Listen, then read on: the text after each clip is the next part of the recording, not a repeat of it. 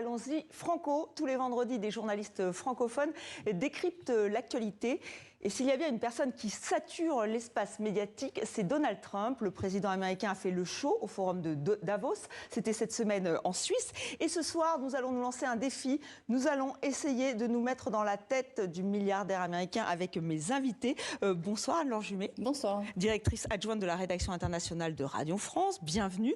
Frédéric Arnould, correspondant de Radio-Canada en France et en Europe. Avant, vous étiez en poste à Washington. C'est bien les États-Unis et vous signez c'est aussi ça.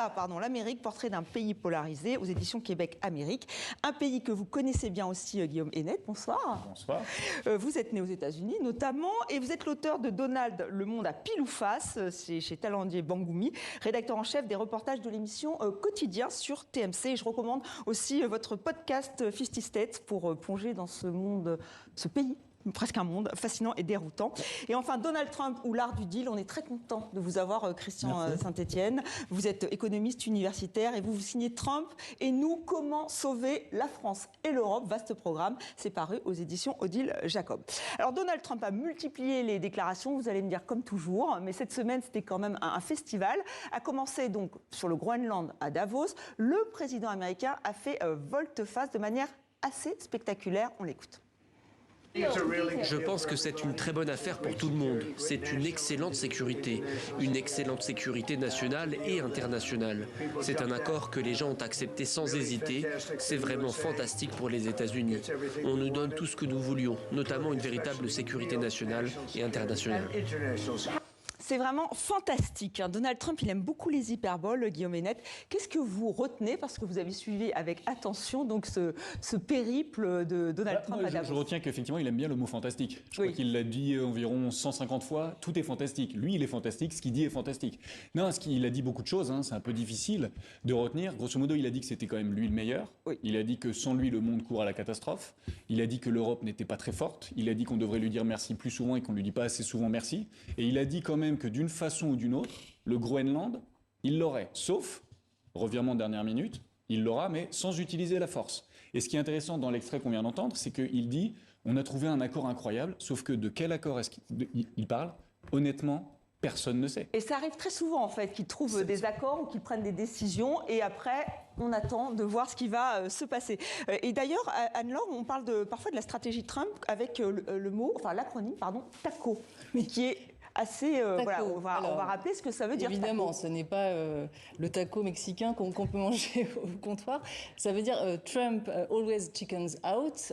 Trump se dégonfle toujours. Et en fait, ça a été théorisé par un analyste du Financial Times, un journaliste, qui constatait que quand il faisait une déclaration intempestive, notamment sur les droits de douane, les marchés chutaient. Et puis, il y avait des revirements. Il y en a eu beaucoup sur les droits de douane. Et à ce moment-là, les marchés financiers remontaient. Voilà, c'est ça le taco effect. C'est effectivement cette imprévisibilité et ces allers-retours de Trump assez incessants, assez fréquents. Attention, parfois, il fait ce qu'il dit. Et il dit ce qu'il fait. On l'a vu au Venezuela. Donc voilà, ne pas s'endormir non plus sur ce taco effect qui peut être une réalité, mais qui n'est pas toujours tout le temps une science exacte. Une science exacte. Alors une science exacte, peut-être pas, Christian Saint-Etienne, mais quand même tout ce qui est financier, là, on a l'impression que c'est la réaction des marchés financiers qui a fait reculer Donald Trump. En fait, il joue avec les tarifs douaniers, mais après, si ça marche pas, il recule. Oui, ça joue de façon fondamentale. C'est pas le seul facteur dans ces décisions. Il y a aussi l'état de l'opinion aux États-Unis. Les sondages, avant qu'il aille à Davos, montraient que plus de 70% des Américains étaient contre une intervention militaire au Groenland. Donc, il a effectivement un peu peur des réactions sur le marché obligataire. Il faut se souvenir que les États-Unis sont endettés à hauteur de 36 000 milliards de dollars, que la loi, alors, il est fantastique, mais il est aussi big and beautiful. Et sa loi OBB, qui est One Big Beautiful de juillet, qui a prévu de réduire la fiscalité sur les très riches aux États-Unis, va rajouter à peu près 4 milliards de dollars sur la dette américaine. Donc elle va bientôt passer à 40 000 milliards de dollars. Et donc, il est extrêmement sensible aux variations de taux d'intérêt sur cet endettement. Et notamment lui, mais aussi son secrétaire au Trésor, Scott Bessent, et puis les marchés financiers de Wall Street. Donc en fait, c'est vrai qu'on se pose la question, est-ce qu'il est totalement imprévisible ou non? Il a quand même une stratégie et il prend en compte les facteurs dont vous venez de nous parler, Frédéric Arnould. Est-ce qu'on peut se poser la question? Parce qu'il y a certains experts qui disent non, il avance un peu à l'aveugle, et d'autres qui disent non, tout ça est bien réfléchi, bien pensé. Qu'est-ce que vous en pensez? C'est difficile d'être dans la tête, parce qu'on, je pense, allons-y franco, dans la tête de Donald Trump, déjà on se sent un peu mal à l'aise. Oui, c'est totalement chaotique. Alors c'est vrai que, je pense que c'est un homme qui... Il s'est toujours entouré des gens qui pensent comme lui, donc il n'y a pas d'adulte dans la pièce qui va lui dire non, c'est peut-être pas une bonne idée de faire ceci, c'est peut-être pas une bonne idée de dire ça. Donc là, il est entouré de ces flagorneurs-là qui, dans le fond, le laissent aller en roue libre. Et on n'a pas l'impression qu'il a une pensée très claire sur ce qu'il veut faire. En fait, il est toujours en réaction par rapport à ce que les autres ont dit. Et là, il faut qu'il y ait une sanction. Non, puisque c'est comme ça, Carney, le Canada, il n'est pas gentil avec moi, on va l'expulser du Conseil de la paix. Donc c'est toujours très personnel, c'est très transactionnel aussi. Je ne pense pas qu'il y ait il suit vraiment une ligne, un modus operandi très clair. Il y a beaucoup d'impulsivité là-dedans. Il est toujours très réactif par rapport à ce qui est négatif par rapport à lui. Le problème, c'est que c'est le président des États-Unis. On a souvent tendance à l'oublier. Parce que je veux dire, tout ce qu'il a fait depuis toutes ces années aurait disqualifié n'importe quel candidat susceptible d'aboutir à un poste quand même, pas juste aux États-Unis, mais partout dans le monde quand même. Et oui, et pourtant c'est lui qui est à la tête des États-Unis. Alors Donald Trump qui a quand même fait avancer sur certains dossiers, on va y revenir dans quelques instants. Et vous l'évoquiez, la façon de lui parler, c'est important, on va y revenir ensemble. Mark Rutte, le secrétaire général de l'OTAN, s'est quand même félicité des décisions de Donald Trump. On va l'écouter, c'était à Davos là aussi. Je ne suis pas très populaire auprès de vous actuellement parce que je défends Donald Trump, mais je pense sincèrement que vous pouvez vous réjouir de sa présence, car il nous a contraints en Europe à réagir, à veiller davantage à notre propre défense. Alors, il a raison ou pas, Mark Rutte? Anne-Laure, c'est vrai que il flatte un peu, comme d'habitude. Il paraît qu'il l'avait même appelé Daddy, donc papa. Absolument. Donc c'est la façon qu'il faut parler à Donald Trump comme ça? En tout cas, oui, c'est une manière de faire. Et Mark Rutte le fait abondamment depuis qu'il est secrétaire général de l'OTAN. Il avait même envoyé un petit SMS à Trump juste avant Davos en lui disant « Monsieur le Président, lors de mes interventions, je ne manquerai pas de faire la promotion de ce que vous faites à Gaza, en Ukraine, etc. » Il avait déjà préparé le terrain. Le fait est qu'il a obtenu effectivement un accord, on ne sait pas trop lequel, mais un apaisement sur la situation au Groenland. C'est dans les coulisses que Mark Rutte a œuvré. On verra. Nous ne vous endormons pas. Ça ne veut pas dire que ça ne va pas revenir par la fenêtre. Mais pour l'instant, on a une situation apaisée sur le Groenland. Il a su le flatter. On a beaucoup critiqué d'ailleurs Rutte pour sa flagornerie. Et l'ancien secrétaire général de l'OTAN, Stoltenberg, l'explique dans un livre qu'il a fait paraître récemment, qu'il a publié récemment. Il dit en juillet 2018, Trump a menacé de quitter la table de l'OTAN et on l'a fait rester parce qu'il nous a passé un petit bout de papier. Il m'a passé un petit bout de papier en disant « Si vous pouvez dire que les Alliés augmentent leur contribution militaire grâce à moi, on a un accord. » Et donc Stoltenberg dit « Je l'ai fait, je me suis exécuté, j'ai dit que c'était grâce à Trump. » Et il est resté, et le sommet n'a pas été un échec comme ce que ça aurait pu être. Mais alors, oui, donc, on voit que tout le monde est toujours en train d'hésiter. Est-ce qu'il faut aller dans son sens? Est-ce qu'il faut aller contre lui? Et c'est vrai que la flagornerie semble fonctionner, mais il y a quand même des résultats. Parce que typiquement, les Européens sont en train d'augmenter leurs dépenses pour l'armement. Oui, bien sûr, mais c'est vrai que c'était un peu le même scénario au moment où Zelensky était à la Maison-Blanche dans cette fameuse scène, etc. Grosso modo, on lui a dit en permanence « tu dis pas assez merci, tu dis pas assez merci, tu dis pas assez merci ». Donc ça dit bien, qu'est-ce qu'il y a dans la tête de Donald Trump? C'est « vous êtes tous méchants avec moi, alors que moi, je suis le bon personnage de l'histoire ». Et c'est moi qui fais en sorte que le monde tienne. Et donc ça, c'est vraiment son fil conducteur, quoi. Sa colonne vertébrale. Il y croit vraiment. Il y croit vraiment. Et effectivement, il faut le flatter, il faut lui dire merci. À un moment donné, il y a eu un papier qui était sorti au moment où il y avait des négociations avec la Russie. Et on avait dit, conseillé à Witkoff, pour que ça se passe bien, il faut dire que Donald Trump est super, etc. etc. Ça a été reproché à Steve Witkoff, son ministère spécial. Mais en même temps, je crois que tout le monde a bien compris que c'est comme ça que ça marche. Il paraît que de temps en temps, il a quand même conscience que ça va un peu trop loin. Je lisais même par rapport à ces Pete Hegseth où il disait non mais bon là j'ai bien compris qu'on on en fait peut-être un peu trop. À voir. Christian Saint-Etienne, vous n'êtes pas totalement d'accord. Il ne faut pas être totalement dans la flatterie avec Donald Trump, surtout sur le plan économique. A priori, les Européens sont en train de l'apprendre à leurs dépens. Oui, alors, vous évoquiez tout à l'heure l'accord cadre, par exemple. On a dit d'abord que les Européens allaient s'exécuter, puis qu'après, c'était Trump qui avait reculé. Alors, il y a eu cette affaire où il a dit, je me suis entendu avec Rutte sur le Groenland, avec cet accord cadre, si ce n'est que la première ministre du Danemark a dit, je n'ai pas été consultée. Donc, ce qui se passe, de mon point de vue, c'est que Trump prend un peu plus de temps, mais qu'il obtiendra ce qu'il veut. Donc, in fine, sur les sujets qui sont clés pour lui, il avance comme il le souhaite. Il y a un moment, néanmoins, comme votre Premier ministre a commencé à le faire, où il va falloir lui montrer les conséquences des décisions qu'il prend. Donc, si l'Europe ne s'organise pas, notamment face à la Russie, dans la mesure où Trump vient de dire que l'Ukraine, c'est vous qui devez vous débrouiller avec, on va vers une décomposition de la relation avec les États-Unis. Donc je pense qu'effectivement, c'est pas seulement la demande de Trump d'augmenter les dépenses de l'OTAN qui a conduit les dépenses des pays membres. Oui, vous dites que c'est aussi la guerre en Ukraine. C'est aussi la situation de l'Ukraine. Mais je pense qu'on a intérêt à augmenter et à améliorer la coordination au niveau européen. Ceci étant, il faut toujours se rappeler que l'Europe, c'est pas un club où tout le monde a sa voix quand il s'agit des questions internationales. L'Allemagne a pris un ascendant considérable en Europe et beaucoup des décisions vis-à-vis des États-Unis et de la Chine sont prises par les Allemands selon leurs intérêts.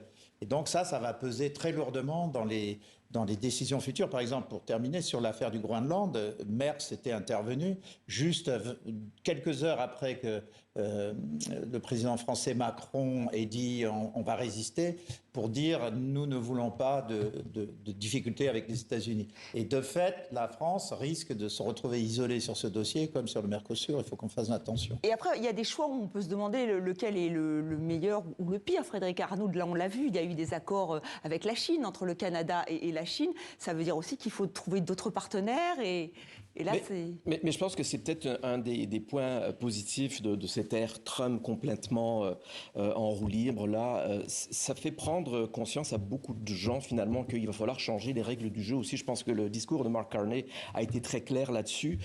Parler de cette espèce de brutalisme, là, de cette espèce de Trumpisme et des autres autocrates à travers le monde qui imposent leurs lois sans aucune contrainte.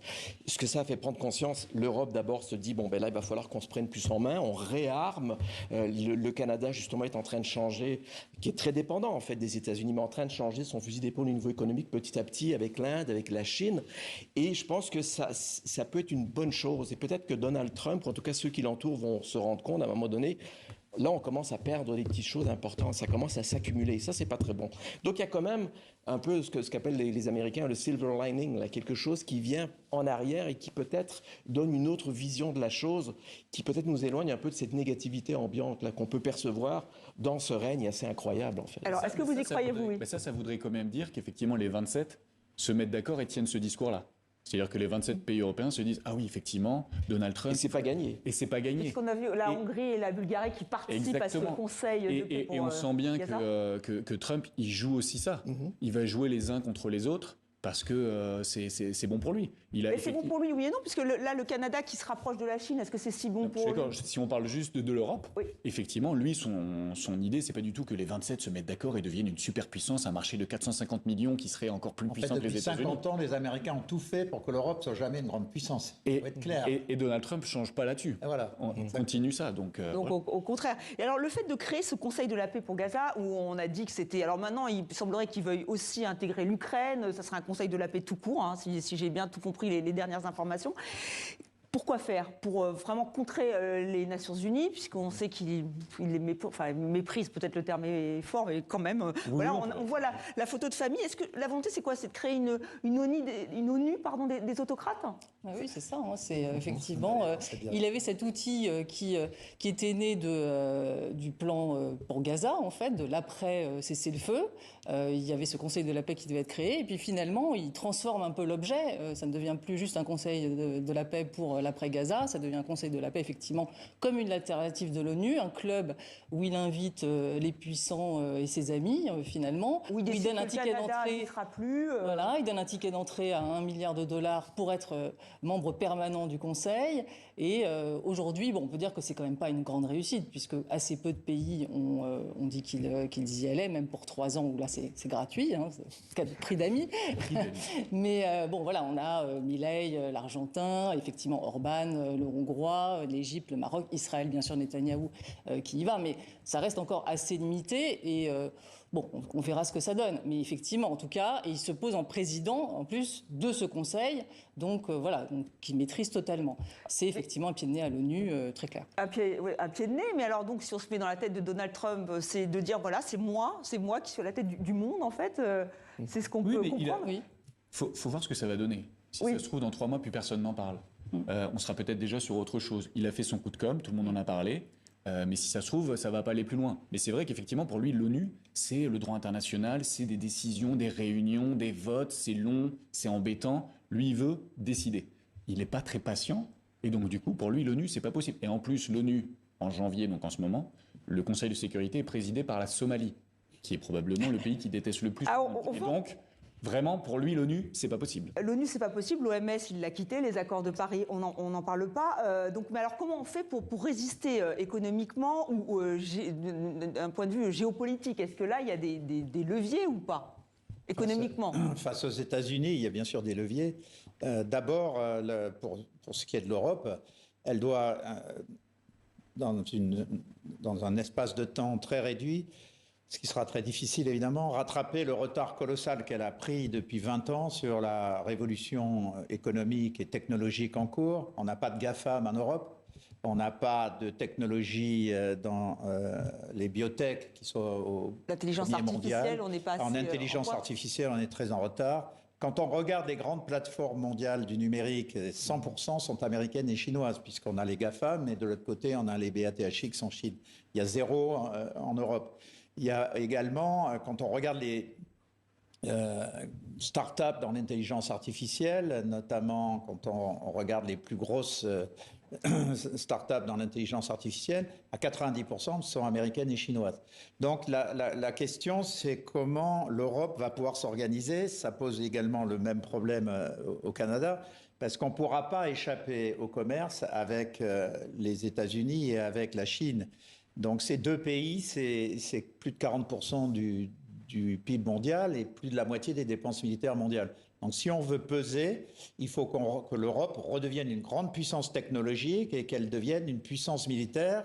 Peut-être que dans ce travail, on resserre les liens avec le Canada. Je pense qu'il faut aussi resserrer les liens. Il y a un acteur absolument majeur dont on ne parle pas, qui est l'Inde. L'Inde qui est menacée aussi militairement par la Chine. Donc, effectivement, il y a une redistribution au niveau mondial des accords et des influences, mais on ne pourra pas faire l'économie de s'entendre avec les États-Unis. Alors, il ne faut pas non plus paniquer, parce que ce que Trump est en train de faire, ce n'est pas forcément pour toujours. Il y a les élections de mi-mandat. Je pense d'ailleurs, c'est votre remarque de tout à l'heure, que dans 3 mois, on parlera d'autre chose. Je pense que dans 3 mois, on parlera des midterms. Oui, peut-être qu'il va sera un élément fondamental aux États-Unis. Se reconcentrer sur effectivement son pays, la politique intérieure. Alors vous évoquiez la Somalie. C'est vrai que on va revenir aussi sur la façon de communiquer de Donald Trump qui est sans filtre, et notamment quand il a eu cette sortie sur la Somalie. Ce n'est pas un pays. Ils n'ont pas de gouvernement, ils n'ont rien. Je déteste toujours voir ça. Ilhan Omar vient de Somalie, un pays arriéré, probablement le pire pays au monde. On dit que c'est le pire pays au monde si c'est un pays. Je ne pense même pas que ce soit un pays. Alors, si on n'a pas le contexte, on peut se dire que là, il part un peu en roue libre et on peut se demander, mais pourquoi la Somalie? Qu'est-ce qui se passe? Et en fait, il y a toujours quand même des raisons. Guillaume Hennette, là, la Somalie, c'est par hasard. Ben là, on revient, c'est vraiment lié aux midterms. Et effectivement, ce discours-là, il le tient assez régulièrement. Il rajoute que les Somaliens sont, parfois, il utilise le mot, c'est des ordures, c'est des déchets. Donc en fait, là, vraiment, c'est midterms. On va essayer de faire court, synthétique. Donc en gros, à part la Somalie, là où il y a le plus de Somaliens, c'est dans le Minnesota. À Minneapolis, en ce moment, ça va pas très bien. Effectivement, il y a les agents de l'ICE qui essayent de mettre tous les Somaliens dehors. Pourquoi ? Parce qu'il y a une histoire de fraude là-dessus. En fait, dans le Minnesota, il y a beaucoup de fraude et on reproche au Parti démocrate d'avoir bénéficié de ça. C'est des entreprises qui étaient dirigées par des Somaliens qui touchaient de l'argent fédéral, qui devaient redistribuer des repas à des enfants, qui devaient construire des garderies, etc. Sauf qu'ils ont gardé l'argent pour eux et ils n'ont jamais fait de garderie, ils n'ont jamais distribué de repas. Donc, Donald Trump a dit... Regardez, c'est bien la preuve que les Somaliens sont tous des voleurs. Parce que quand un Somalien fait quelque chose de mal, ça veut dire que tous les Somaliens font quelque chose de mal. Donc il a envoyé les agents de l'ICE et il montre aux Américains, dans le cadre des midterms, que les démocrates égale fraude. Et donc du coup, c'est pour ça que à chaque fois... Il y a une forme de cohérence. Il y a une forme de cohérence, c'est-à-dire que souvent, là, dans ces discours, on ne sait pas pourquoi, d'un coup, il y a la Somalie qui arrive. Il y a une cohérence dans ses obsessions. Il y a une cohérence dans ses obsessions. Et donc, du coup, son objectif, c'est en plus de viser le gouverneur démocrate de Minnesota, Tim Walz, qui était le colistier de Kamala Harris. Et à force de lui en mettre plein la tête, Tim Walz, il a décidé quoi ? Qu'il allait plus se présenter à la course en 2026 pour être gouverneur. Donc sa stratégie paye. Sa stratégie paye. Donc ce qui peut être peut-être inquiétant, en tout cas pour ses adversaires américains. Alors c'est vrai qu'il y a certains élus démocrates, notamment celle qu'on connaît très bien, Alexandra Ocasio-Cortez, AOC, qui s'interrogent sur la santé mentale de Donald Trump. C'est vrai qu'il a confondu l'Islande avec le Groenland, mais il prend tellement la parole, c'était très long son discours, plus d'1 heure je crois à Davos. Est-ce qu'on peut s'interroger aussi sur cette logorée verbale ou pas? Est-ce que ça vous interroge, Anne-Laure? Alors, moi je ne parlerai pas forcément de la santé mentale. C'est vrai que parfois, on l'a vu plus sur la conférence de presse qui marquait les 1 an de son mandat. Lors de cette conférence de presse, c'était complètement décousu, ça a duré 1h20, c'était en roue libre. En fait, il est en roue libre. Est-ce que pour autant, il est mentalement dérangé?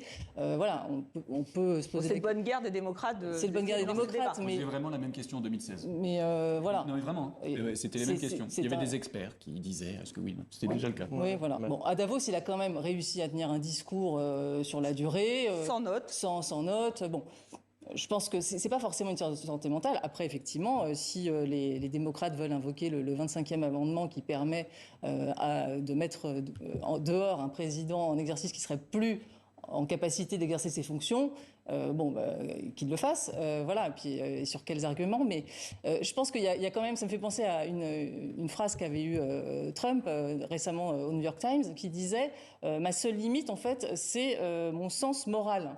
Voilà, donc il ne parlait pas de sa santé mentale, mais de son sens moral. Et c'est la seule limite à ses actions. Voilà, donc oui, ça peut faire sourire. Et après, mais saturer l'espace médiatique, parce qu'on se pose tous la question dans les rédactions, on parle de Trump tout le temps. Ça, c'est aussi une stratégie qui est assumée, Frédéric Arnould? C'est toujours inonder la zone. En fait, l'un de ses anciens conseillers, Steve Bannon, c'est ça qu'il voulait faire. C'était regarde, vas-y, tu vas voir, ils vont être déstabilisés. C'est ce qu'il fait avec ses alliés qui sont devenus un peu ses adversaires, selon lui. Donc, c'est difficile de réagir au cas par cas. Et donc, il y a comme une espèce il y a comme une addiction, je pense aussi, de la part des salles de presse mondiales par rapport au phénomène Trump. Si on n'en parle pas, on manque quelque chose parce que tout ce qu'il dit est forcément analysé, a un impact sur des politiques étrangères. Ça devient incroyable. Il reste que moi, je trouve que le Donald Trump de 2026 n'est pas le Donald Trump de 2016. Je pense qu'il y a énormément de choses qui ont changé depuis au niveau du personnage, au niveau de cette spirale narcissique aussi. Il se nourrit de ça. En fait, il a son propre culte, de sa propre personnalité. Et son entourage aussi. Mais c'est ça. Donc, ça devient ingérable. Et quand je pense qu'il reste encore 3 ans, je me dis, mais qu'est-ce qu'on va faire? Oui, je risque de vous revoir sur ce plateau. Merci infiniment d'avoir participé à Allons-y Franco. Et on aurait pu continuer longtemps, mais il y a vos livres, il y a le podcast. Allez-y, n'hésitez pas. Et vous, surtout, regardez ce soir la finale des nouveaux boss. Je suis sûre que vous la regardez. Comme ça, on saura qui est le finaliste de cette émission sur TV5 Monde. Moi, je vous dis à demain.